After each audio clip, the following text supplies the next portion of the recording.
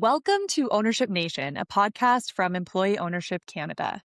Across Canada, people show up to work every day carrying more than a job title. They carry deep knowledge of how a business works, relationships built over years, and a stake in what happens next. As businesses grow and evolve, more leaders are asking a fundamental question. What ownership structure best supports the future that I'm trying to build, not just for today, but for the long term? Ownership Nation explores what happens when employee ownership becomes part of that answer and how it can support continuity, independence, and shared success while leaders continue to run and grow their business. Today, I'm joined by Mike Fotheringham, CEO of Taproot Community Support Services. Taproot supports people with disabilities and complex needs across British Columbia, Alberta, and Ontario. And in 2025, Taproot became Canada's largest employee ownership trust with more than 750 employee owners, while continuing to operate and grow under the same leadership team. Mike has a deep background in public service and organizational leadership. And in this conversation, we'll talk about why Taproot chose employee ownership, what the transition was like, how an employee ownership trust works at scale, and why Mike believes this model is a powerful ownership option for Canadian organizations thinking long term. Mike, welcome to Ownership Nation. Justine, good to be here. Thank you so much for joining us today. Before we get into talking about ownership, I'd love to ground our listeners in Taproot itself. So for people who may not know the organization, could you tell us about what Taproot does, who you serve, and how big your organization is today? Yeah, definitely. So Taproot's been around for 42 years. It was founded by a gentleman in British Columbia, and he sold to about 7 or 8 employee owners about 18, 19 years ago. The organization's grown from kind of a small social service delivery agency to more than 800 employees today. So we're a bit bigger than 750. We have close to $70 million in revenue, and we're across 3 provinces. So a very large organization in the social services sector. You mentioned that we do work in 2 main areas. We work with youth and families, and then we also work with people with diverse abilities. For the employee ownership trust transition, what were the biggest concerns on your mind as CEO? We had an issue with regards to our shareholders. Our shareholders had kind of grown to a group of about 31. And there was a dilemma around succession. Many of them had retired. So we had a large group of shareholders who were no longer in the business. And that was creating a bit of a dynamic around, looking at our net income every year and dividends and that question. So we were looking for solutions for sure. There was definitely some research being done by our board. We looked in different options. Private equity came up in terms of selling to an outsider, maybe amalgamating with another agency, gifting shares to our employees. But when we found out about the EOT, that became the most obvious answer for us. And that's why we decided to sort of set off on that journey. In terms of your question around what was I kind of thinking about, or were some problems to solve? The governance around a close-knit shareholder group in a private company becomes a tight circle. There was an attempt to bring in some outside voices there, bring in some transparency, start to sort of share information across the organization a bit more. And we did that leading up to the EOT. We started quarterly financial meetings where we shared our finances across the organization so all staff could kind of understand the realities of our business. So that was something new, and that was important because it prepped our staff for the transition to widespread employee ownership.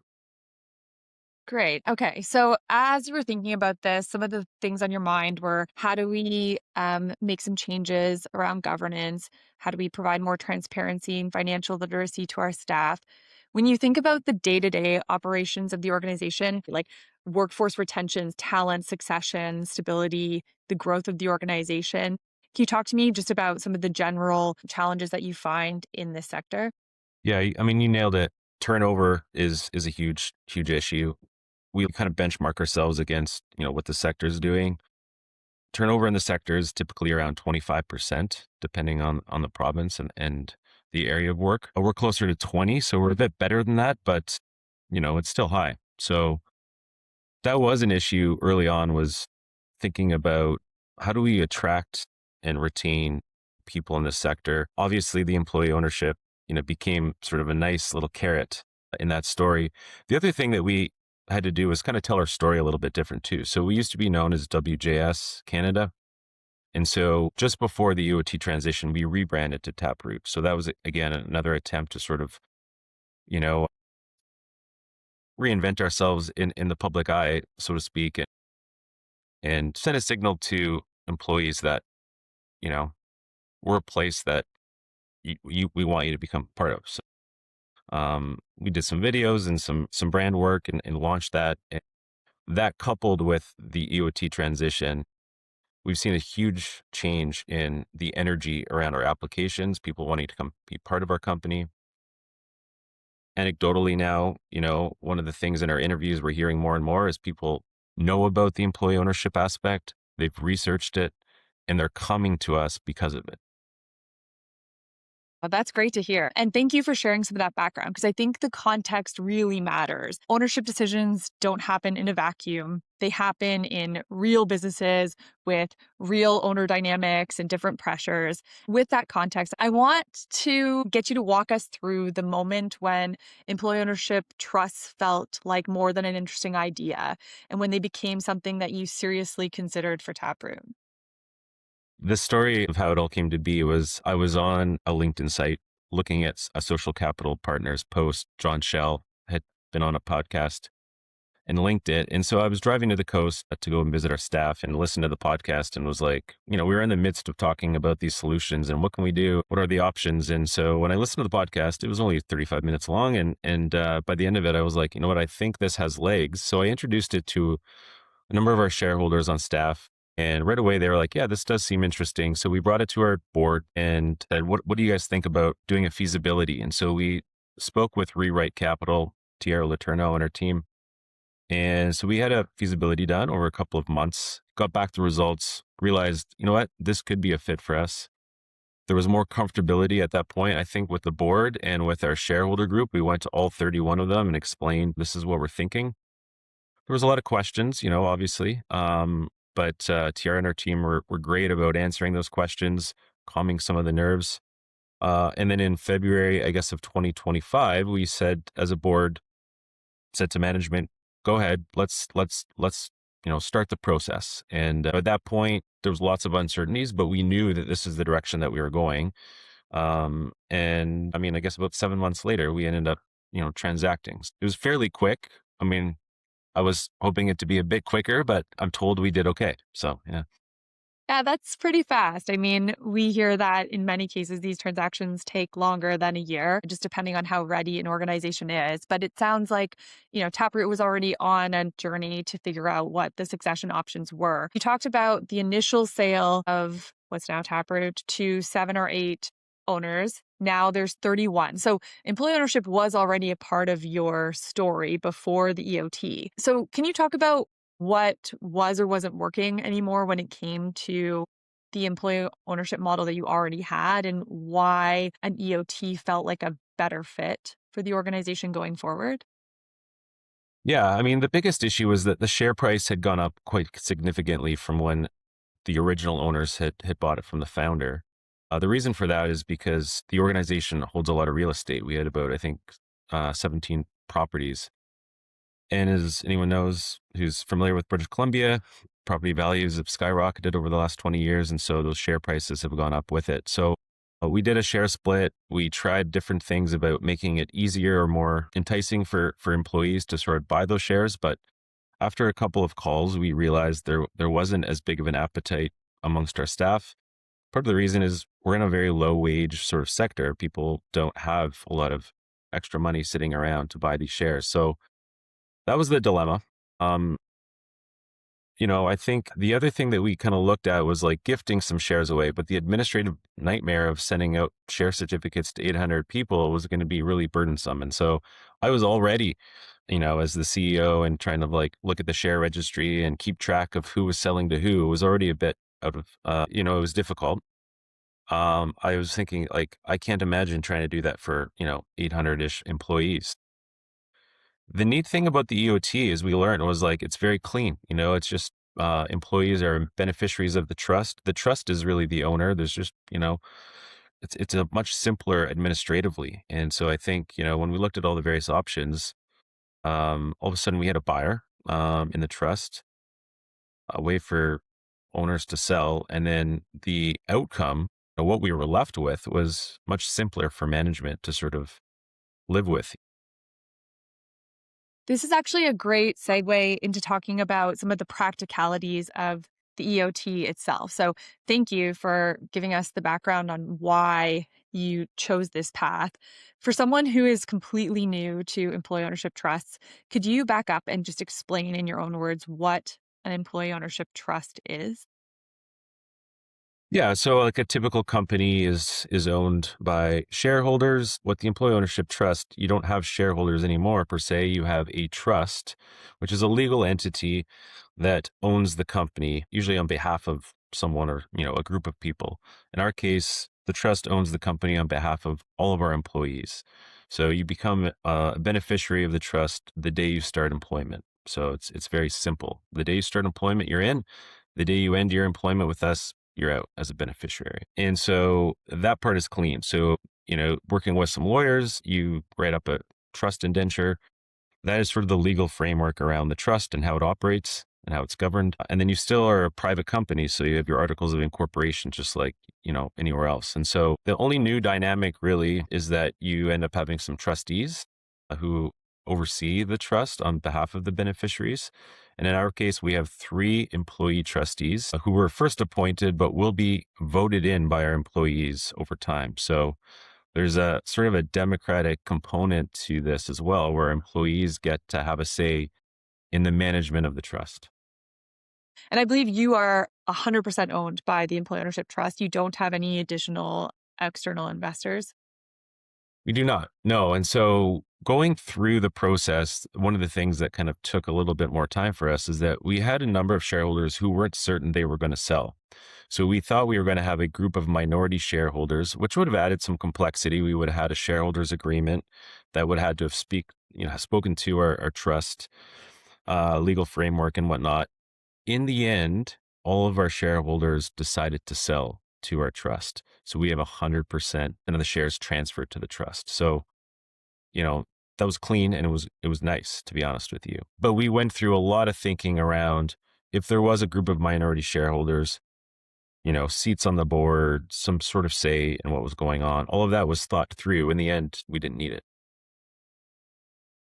Okay, so thank you for that explanation. And one other question that we often get around an employee ownership trust and employee ownership in general is how does the day-to-day management of the organization change once the trust becomes the owner? Can you talk about how, if at all, your day-to-day has changed at Taproot? Yeah, I mentioned earlier we made some changes, prior to the EOT where we were bringing in a lot more transparency. So sharing financials every quarter with our staff. That had started probably a year and a half prior to transaction. So there was sort of a rhythm, if you will, of connecting with staff on that level and really bringing them into the inner circle of the management of the organization. That's continued now. And I'd say like we're still in that process. When you have 800 staff, many of whom are, working sometimes multiple jobs, very busy people, getting their attention and sort of having this ownership mindset go deep quickly has been, an effort. So we're still wanting to build up the financial literacy within the organization, help all of our employees understand, what it means to be an owner. What are the different levers that they can think about in their day-to-day work that impact, our performance and sort of ultimately what the dividend, pool can look like at the end of the year. So it's a journey, I would say, like, and that's something that we keep thinking about as management group, our board, how to take that ownership mindset deeper. But the nice thing is that we had done some prep work prior to transaction that put us in a good spot, I would say. Yeah, it sounds like you really set yourselves up with a strong foundation for the transition, but the day-to-day job, for all intents and purposes, doesn't change, right? Like the trust is the owner. And we still, one of the great things about employee ownership trust is you have a traditional governance structure with a traditional board. It's just that your owner happens to be a trust instead of an individual shareholder or group of shareholders, or sometimes a trust alongside some other shareholders as Yeah. we being. You're absolutely right. Yeah, no, I mean, our board has been reconstituted since the transaction, but it's still very traditional in the sense that the management team answers to the board, and the board's there with fiduciary duties to sort of oversee the performance of the organization. Yeah. I do want to talk a little bit about the decisions that you made around designing your trust, because one of the things that is really great about employee ownership trust is you do have a lot of flexibility in how ownership is divided, how dividends are paid out, things like that. So, one choice that Taproot made was equal ownership from frontline staff to CEO. Why was this principle an important one for you? Yeah, it was fun. In our design meetings, we brought in, a fairly wide spectrum of individuals. We had management people like myself, we had board members, we had kind of more middle management, and we attempted to bring in some frontline staff, but it was just too difficult to do that. But when we sat down and discussed like how we designed this, it was very quick to find consensus around this approach of making sure that the dividends were paid out on a very sort of equal basis. My feeling is that you know, management teams compensated a certain way, obviously, just because of our roles. But our frontline staff are the people who do the heavy lifting in our organization. They're the ones that are working with, complex individuals, complex needs day by day. This is very hard work. This is not, a cakewalk. And so we wanted to recognize their contribution, which is, really, if they didn't exist, they weren't doing their work, we wouldn't have jobs. So it was so important for us to value their time and efforts. And we also were looking for simplicity, like the simplest thing to do instead of sort of coming up with some sort of a scale around dividends was just to make it equal based on the hours that everyone works. So our formula is quite simple. As soon as the April 1st starts, which is the beginning of our fiscal year, you start to accrue hours. As soon as you get to a full-time equivalent, you get to that one, essentially. Anything lower than that, you get sort of a fraction of one. And then at the end of the year, we use that formula to sort of divvy up the dividend pool.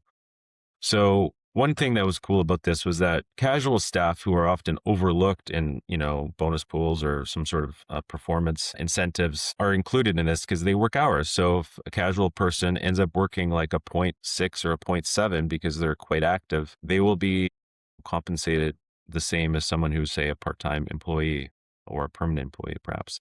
That made us feel good. I think everyone just was like, "Yep, that resonates. That's kind of the culture of our organization. That's where we put our value." And it was a fairly quick decision, I would say. Yeah, it sounds like a real values-based collective approach to design. So congratulations on that. It sounds like it's been very successful. One thing that I also want to chat about is the financing of the transaction. So I know that a no buy-in model was important for you so that it was accessible to all of your staff, but the money has to come from somewhere. So how did you think about financing the transaction and what was the structure? Yeah, so we took a long look at the balance sheet, and initially we were looking for a business loan, and we had talked to a couple of banks.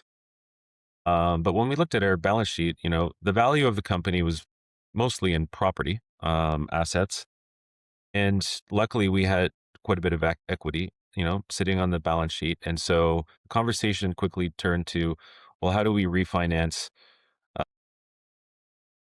these properties to sort of unlock some capital? And so that was the cheapest way for us to find debt. And we were able to amortize it over 25 years, which meant that our repayment rates were quite low. And the cool thing about that is that it allows us to sort of start looking at dividends quite early. Like I think, we're in year one here, but, our employees are going to be able to, I think, experience the benefits of ownership in year one, whereas I think in other examples, it takes much longer. So that was great. That was really nice. So we did that. We refinanced our properties, and then we used some cash on hand in order to kind of complete the transaction. Um, and like I said, the good news is it's left our operating income more or less untouched. Our property revenues, the rental revenues, sort of cover our debt. So it's put us in a nice spot. Now that's not the case for lots of other organizations, and I understand that, but we work in a sector that The operating entity wasn't valued as high as you would see in other sectors, perhaps, and it was mostly the value was really in the real estate. And so that's how we were able to do what we did. Awesome. Thank you for sharing that. I also want to talk about the governance and the role that the trustees play and how governance decisions are made between the trustees and the board and then management. Can you sort of explain high level what the three actors or three stakeholders' roles are at Taproot and how you manage decisions between them? Yeah, this is an area of like evolving sort of learning for us. We have three trustees who are just sort of learning their role. We brought on um, some external advisors for our trustees. So some trust will just choose an external trustee um, who comes with experience and kind of understands the name of the game. We really wanted to have employees at that level, like right from the get go. So the external advisors are there to kind of coach our trustees on what their roles are. Really, the simplest way to think of it is that the trustees are really the ownership sort of representatives at the highest level. They have a few key duties every year. One is to appoint our board members. So our board goes through a process of trying to recruit to the board, and then they will make a recommendation to our trustees. At the end of the day, though, our trustees have final say in who gets appointed to our board. The trustees are looking at sort of the long-term big picture and the health of the organization and making sure that we stay true to our values and that we don't veer too far from our purpose. And so they're there to remind the board of some of those guardrails, if you will, of direction. But beyond that, the board is really very traditional in the sense that it has the fiduciary duty to oversee the health of the organization via management team. They will make the decisions around declaring the dividend. They will sort of keep tabs on myself and the management team and our performance and report back to the trustees as time goes on. And again, like the management team sort of again then answers to the board. So there is a bit of that hierarchy there. Some EOTs decide to make the trustees, as part maybe of the board or bring them into those board conversations. We're kind of still playing around with that concept. A lot of our trustees are in our management meetings. They're kind of like in our day-to-day work life. So that they're pretty in the know. And so at this point, the trustees are sort of there just to make some of those key decisions. And like I said, just kind of keep tabs on things and then relay information back to our employees. So a lot of our employees may reach out to the trustees, but that's it. That's where we're at this point. So the cool thing about this is that you kind of have that traditional structure, but you can sort of amend it depending on the culture of your organization and the needs of the employee group and what the trustees may want to do. You can keep it very simple or you can expand it depending on your. Yeah, that ability to have some flexibility and iteration is a great feature here as you grow and learn and evolve. So I'm curious to hear how that continues in the years to come. We've talked a lot about structure, we've talked about design, we've talked about financing, we've talked about governance. And now I want to transition to talking about the people, right? Because at the end of the day, the ownership is for the benefit of the humans that work at Taproot. Can you talk to us about how you told the employees that they're now owners and what that reaction was like? Yeah, it was a super fun day. We were lucky enough to secure the federal finance minister, Francois Philippe Champagne. He came to our announcement because we're so spread out as an organization. We weren't in like one spot, so we didn't have this like big flashy sort of announcement from the front of the room. It was on Teams. So there was about 200 of us that got on Teams, and employees from all corners of our organization joined. And so we made the announcement, and it was super cool. We had a few employees come in and provide a reaction. And one of the stories I love to tell is her name is Cam. She had been an employee with us for maybe about 6 months at this point, but she spoke up, went to the minister in the room and said, this is the first thing that I've ever owned in Canada. And she was super stoked. And that I think, signifies sort of like the power of employee ownership in this country and what it can do, especially for new Canadians, coming into this country. I think that was a powerful moment, one that I will always remember. I love that. What questions or misconceptions came up from the staff early on? Well, it was interesting. This notion of getting something without having to pay for it was like a source of tension early on. When we made the announcement, we had a couple of staff said, Mr. Mike, how do we pay you for this? Like, take it off my paycheck, or like, what can I do for you? And my answer to them was like, your work and your labor is what is payment enough. This is what we value, from you guys. And just getting that through their head, I think, has been, a bit of a bit tough. I think in our society, we generally think like, well, nothing's free. We can't really get anything for free. And, again, I'm trying to instill like, this isn't for free. You guys do all the hard work in our organization, and, you deserve this, frankly. This is about building equity, in our organization and in our economy. So that's been interesting.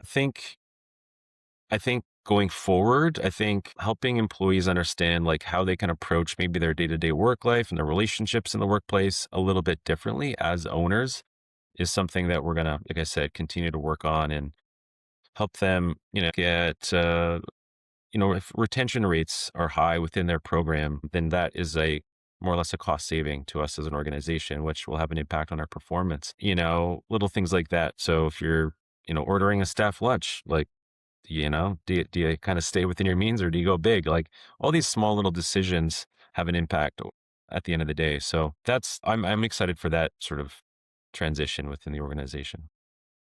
Yeah, it'll be great to see all the little moments and all the levers that people surface as they feel the ownership more deeply, and particularly as you go into distribution periods and things like that. I know you're still relatively early in the EOT, the post EOT transaction, but since the transition, has there been a moment where you thought this was absolutely the right call?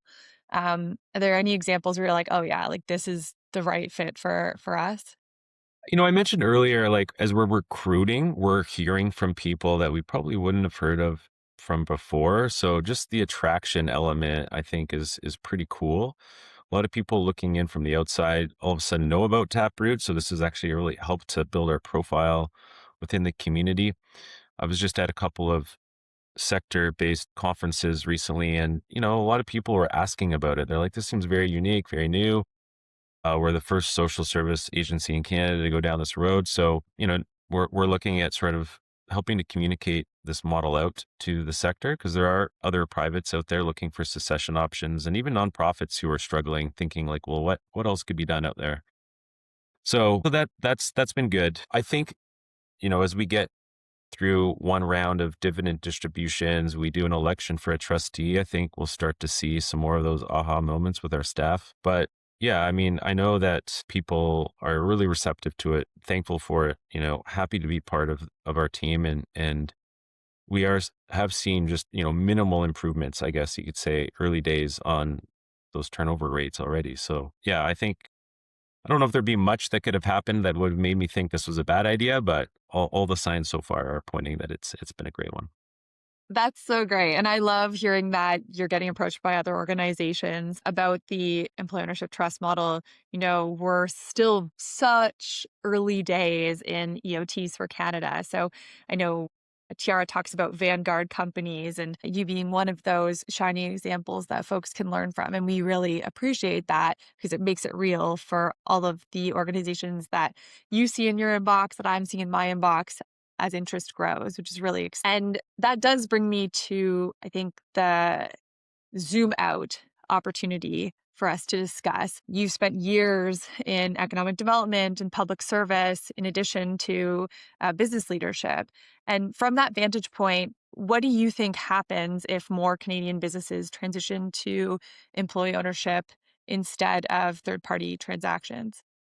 Yeah. I think public policy practitioners, government officials, citizens are always looking for ways to improve the fortunes of people in the middle class, or even like, in the lower income brackets. And often we look for redistribution programs, or, other means to do that or achieve those goals. The neat thing about employee ownership is that, it's building wealth generation really from like the heart of the model. And so it's less about redistribution. It's more about building equity right into, that wealth generation engine, which is the company. So that's super cool to me. I think, as a solution in Canada, it's one that's sort of right for the picking. We haven't had, as deep of an experience with employee ownership as, say, the United States has, or even the UK. And frankly, like we need some fresh ideas and innovative solutions around building equity in our economy. I mean, you know, being next to the United States, Canada does have the fortune of having a bit more of an equal society, and I think it's one of our strengths, frankly. But we have more work to do. There's a lot of people, as we know, struggling in our society. Many people within our organization are working, multiple jobs to try and stay afloat. And the beauty of this is, you know, they they're going to see the benefits of their labor to a greater degree than if they worked at an organization that didn't have this employee ownership component. So, um, I think it has great promise. I think there's a lot of power to it. I think it can change the culture within an organization, moving away from that hierarchical, top-down sort of traditional, culture toward more around equality and, valuing the contributions of the people often on the front lines, which is sorely needed. It feels really good to be in an organization that's employee owned. I can just say that coming to work every day and know that you're working hard for a group of people feels really good. And I can't imagine it any other way, frankly. I love hearing the of wealth distribution and equity being something that your staff is experiencing and as something that can be foundational across the country as more companies choose employee ownership. One of the things that's been really interesting for me in the last year or so that was different from when we were talking about employee ownership, 4 or 5 years ago, is that we're at a moment where sovereignty and economic self-reliance are also front and center. How do EOTs contribute to long-term resilience and prosperity for Canada? We've got a problem where capital from other countries has come into Canada and bought up many of our flagship companies and not necessarily grown them or invested heavily. They've sort of extracted value out of them. And we need a different approach in terms of the geopolitics of our world. I think Prime Minister Carney's speech in Davos sort of summed it up. We need to think a little bit more, hawkishly about our future and protecting our sovereignty and keeping companies owned in communities, in local communities, does exactly that. Sort of builds strength right into the model, distributes wealth across a broader spectrum of individuals. We've said yes to foreign capital for a very long time because we just haven't felt like there was any other way. And, the cool thing about the UT model, for instance, is that there is another way. And we need to get the word out about it a little bit more and educate companies, owners about the option. Hopefully, our sort of banks and other practitioners around secession learn about it as well. But it's a group effort, and I think it's an idea that its time has come, and in terms of like what's happening in the world and where we need to go as a society. So I have a lot of hope about the next 10 years and the growth of employee ownership. I think that's so well said. They are new, as you said, and a lot of the work we're trying to do is just build awareness around employee ownership trusts, what they can do for business owners, what they can do for communities. And when they were introduced in 2024, they came with a $10 million capital gains tax exemption to encourage adoption and incent business owners to explore EOTs as an option for them. How important do you think that incentive is? I think it's super important. I mean, I think, in our situation, we had a number of shareholders who were very motivated by it. So it definitely helped push the needle on our transaction. And I know, just talking to a few others who are thinking about it, it's definitely a big part of the equation. So without it, I think it's going to be tough to sort of see that the growth of employee ownership that we want to see. Everyone who's thinking about this wants stability, wants to be able to understand, what the rules are for the future. And so I think having this sunset clause that's on it isn't helpful. I think, we need to press our government to think wisely about this. we invest in a lot of things as a country. This just makes so much sense. I think for the amount of money, tax avoidance, I guess, if you will, that it would cost the government, the benefits far outweigh any sort of cost that there are. And like, it's quite minimal in the grand scheme of things. So I'm hopeful that we'll see some move by the federal government this year. I mean, we have a government that brought this in. So there's been some success. We want to see some more. Let's make that capital gains exemption permanent. And if you look to the UK and what they've done there, they've had 10 years proving out this concept, and the growth there uh, is tremendous. I mean, I think the last time I looked, it was 8 or 9% of all business succession transactions are to employee ownership, to the EOT. You think about how many businesses need to change hands in this country over the next decade with sort of the demographic shifts that we're seeing and all the business owners needing to leave. This is a fantastic option for young people in Canada who have been sort of left behind by, the economy over the last decade or two. So again, lots of wins here. Yeah. So as we're reporting this, we're sitting in February 2026 with the capital gains tax exemption expiring at the end of this year. Hopefully, if you're listening to this after now, we've gotten confirmation from the government that they will extend or make permanent the incentive. Are there any other policy signals or ecosystem supports that you think would help this model scale in Canada?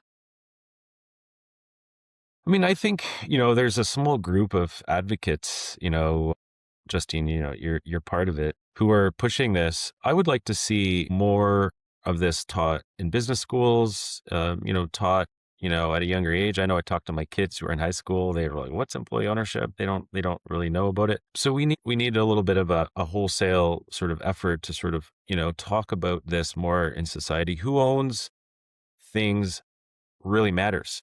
We often sort of neglect to talk about ownership. So whether it's business schools, universities, and even really the federal government, other levels of government can provide leadership in sort of speaking about these and moving the needle on it. So I hope to see more dialogue around these issues in the future. And I think we will. Mike, I really appreciate you taking the time to not only share Taproot's EOT transition with us today, it's also been really interesting to get your thoughts on how we move this model forward so that more Canadian businesses and in turn the nation can benefit. So I really appreciate it. And I also hope that someone else learns about EOTs from this podcast like you did. So thank you again for coming on today. Been really good, Justine. Thank you so much.